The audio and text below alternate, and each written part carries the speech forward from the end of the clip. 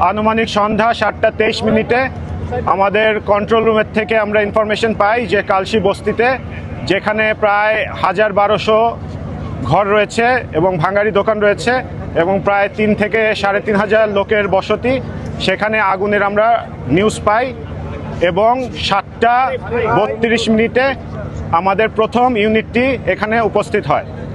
পরবর্তীতে আগুনের ভয়াবহতা দেখে আরও 14টি অর্থাৎ টোটাল 15টি ইউনিট এবং প্রায় 123 জন ফায়ার ফাইটার এবং স্থানীয় জনগণ, ভলেন্টিয়ার, পুলিশ, র্যাব, সেনাবাহিনীর সহায়তায় আমরা 9:35 আগুন নিয়ন্ত্রণে আনতে সক্ষম হই।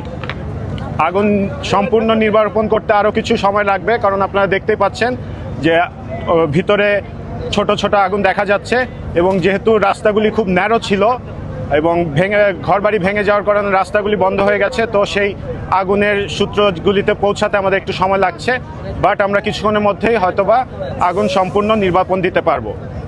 আগুনের ক্ষয়ক্ষতির পরিমাণ বা আগুনের সূত্রপাত কিভাবে হয়েছে তা এখনো জানা যায়নি। তদন্ত সাপেক্ষে এটা পরবর্তীতে জানানো সম্ভব হবে। কয়টার সময় আগুনটা নিয়ন্ত্রণে এসেছে বললেন? 9:35। প্রায় 2 ঘন্টা পরে আগুন নিয়ন্ত্রণ আসলে বেগ পেতে হলো কেন? বেগ পেতে হলো যে বুঝতে পারছেন এটা স্লাম এরিয়া এবং এখানে রাস্তাগুলি খুব ন্যারো, ভিতরের দিকে আগুনের যেখানে আগুন জ্বলছে সেই জায়গায় যাওয়া যাচ্ছিল না বা পানি পৌঁছানো যাচ্ছিল না। আরেকটা সমস্যা হচ্ছে আশেপাশে আপনারা জানেন যে পানির কোনো উৎস নেই, যার কারণে আমাদের 15টা গাড়ি আনতে হয়েছে, বিশেষ পানিবাহিত গাড়ি, এবং সেই গাড়ি দিয়ে ক্রমান্বয়ে আগুনটা নিভাতে হয়েছে। এটা তো তদন্ত না করে বলা যাবে না।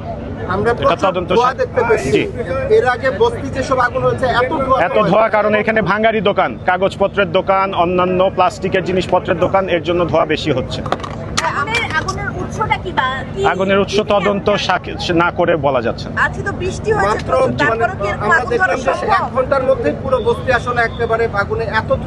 আগুন ছড়াচ্ছে কারণ ভিতরে সব ফ্লেমেবল বা দাহ্য পদার্থ টাইপের ছিল, কাগজ, কাপড় এবং বাতাস ছিল প্রচুর। আপনারা জানেন আজকে বৃষ্টির কারণে এবং খুব তাড়াতাড়ি ছড়িয়ে গেছে। হতাহতের কোনো খবর পাইনি আর এবং আমরা স্থানীয়দের সাথে কথা বলেছি, এখন পর্যন্ত কোনো নিখোঁজের রিপোর্ট আমরা পাইনি।